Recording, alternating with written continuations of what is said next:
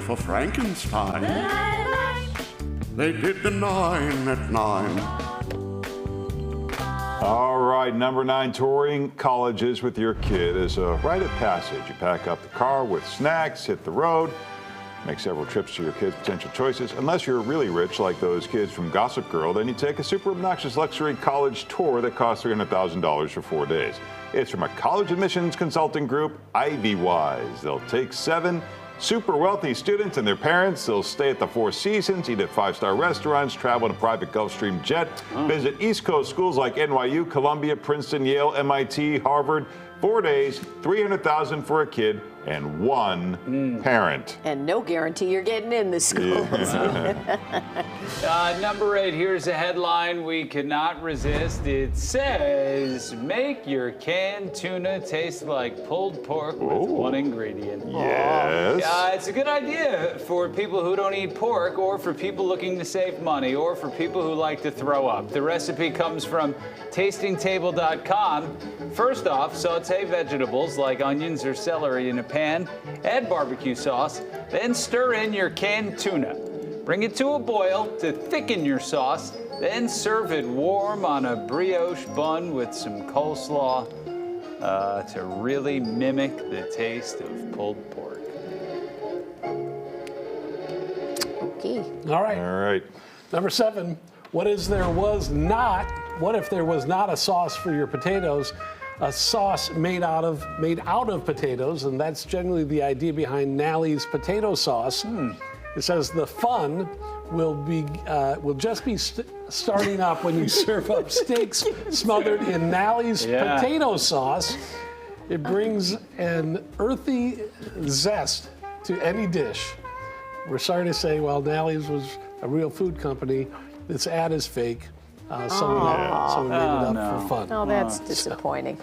Phew. Potato's a tough word. There are a couple typos in there That'll that got trip me you up every time. thrown off also. All right, number 6, here's another example of the Mandela effect. Let's refresh your memory. The Mandela effect is a phenomenon where a significant number of people collectively misremember a detail or event, often a historical or pop cultural reference.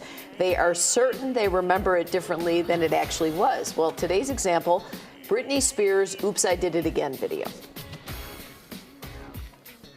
Here it is. I think I did it again. I made you believe we're more than just friends. Oh, baby, it might seem like a crush, but it doesn't mean. All right, well, many people distinctly remember Britney wearing a headset microphone in the video. They even sold a doll in her likeness from the video wearing the headset. But here's the video. She's not wearing the headset. So why do so many people have this memory? It's because Britney is famous for performing live wearing her headset microphone. So both images are just merged together in our heads, otherwise known as the Mandela effect. And I never noticed the red leather bodysuit. No, you never noticed it at all. Number 5, there's a website called Window Swap. You can click through and check out what people see from their window all around the world. It's pretty cool, and you can upload the view from your own window. This is, oh boy, without my glasses, It looks like kind of hard to Mississippi or see. something. Where are you looking? We open with years ago. It takes a second. This one's going to be Morocco. Whoa. Wow, this is there's somebody coming in on a plane. Wow, this is exciting. Let's stay with this one. Open that window. Is this live? Yeah. I think some of them are live. Some of them are, no, this one is not. This is from December 2020. Oh, now we get a boy. Oh, what are we looking at here? Colombia. Wrong Oh, camera. that's lovely. Yeah. Let's keep going. This is Oregon. Oh, don't show this to Dan Ponce, that murderer of birds. This one is London. Let's go to Belarus. Oh boy, that does not look like a fun place. None of these places do. China. Say hello to the commies. Is this all live, Larry, now? No. None of it's live. I'm sorry. Nope. I'm sorry. I should listen. No, that's all right. Oh, that's pretty. That's Slovenia. That's Slovenia. Gary, Indiana.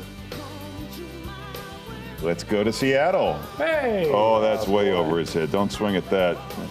Oh, there's nothing more boring than taking a walk when you're 6 years old. There you go. All right, where are we going to? India. Well, that's a jip. Yeah. What are you trying to hide? Shades back. I could do this all day. This is Washington, D.C. That's from This prison, is I a guess. safe house from the CIA. Bangladesh. Oh, this will be good. Boy. Well, it's a simple concept they've got. It is. It's still kind of interesting. What is this? Where is this person? I don't know. Somebody, I don't know. Let's go to Maine. Oh, yeah. Boy, that's nice. Yeah, you can't beat that. Japan. Oh, we could just keep doing this It'd be over more and interesting over. if it was live. Yeah. So there it is, your window swap. Check it That out. was great, Larry. Very cool. right. Number 4, there's a great Twitter account called Poorly Aged Things. The name explains it all. We'll just scroll through some of the posts of things that have not aged well. Christmas card you sent to me.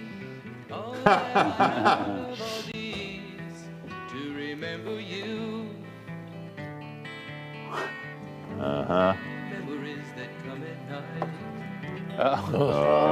Another time back to a boy. happier day when I called you mine. But we sure had a time when we started way back when. Oh, Morning no. walks and bedroom talks. Oh, this is a good collection. All right, number 3. On the outside, this looks like a quaint English cottage. Yeah, it does. But Sure there's a big does. secret hidden below the surface. What? It sits on top of a 35,000 square foot nuclear bunker. The bunker was built in 1952 by the British government, and while adorable, it was merely a decoy. It was built to solely conceal the bunker's existence. Wow. The current owners have opened their doors to the public so visitors can come and explore the home. If they want to see the bunker, they're more than welcome. They'll have to make their way through a tunnel that's longer than a football field, about 100 feet below. Wow. The cottage is just one of 18 that were built across the UK to hide the bunker locations. How about that? Oh, boy. All right, number 2. Did everyone already know that blue jays are very mean birds? Yeah. They're known for being very territorial, vocal, and even predatory. Someone sent us a video that's too gory to share, but it's of a blue jay taking down another bird in a suburban driveway and then Wow. pecking it to death. Oh, my. As other birds tried to stop him. Blue jays will even sometimes raid the nests of other birds and eat their eggs. Oh, man. So they're Jeez. vicious. They're beautiful, though. When you look at them, you're like, oh, Yeah, that's I a always beautiful liked bird. that. They'll No kill more. you. Number 1, it's not a census year. That'll happen in 2030, but some people have been getting census questionnaires in the mail, and that reminded us of the great census sketches on Saturday Night Live. Here's one from 2010 with Tina Fey and Betty White. Let me clarify, which of the following describes you? White, Asian, Hispanic, Pacific Islander? Oh, Pacific Islander. Let's try that. And don't skimp on the rum. What is your last name, ma'am? Blarfengar. Can you spell that for me? S-M-I-T-H. And that's pronounced Blarfengar. not Smith? They changed it at Ellis Island when I was there 2 weeks ago on a bingo cruise. Okay, and your first name? Blarfengar. And that's spelled. L-E-E. Are there any people living in this residence part-time? Oh, goodness, yes. There's Fluffy, Princess, Tigger, Socks. Oh, and these are people we're talking about and not cats, right? There's really no way of knowing. Sometimes when I see their big eyes looking up from my lap, I think, that's definitely a homeless guy in a fur coat. Okay, honestly, Ms. Blarfengar, the government is just trying to ascertain.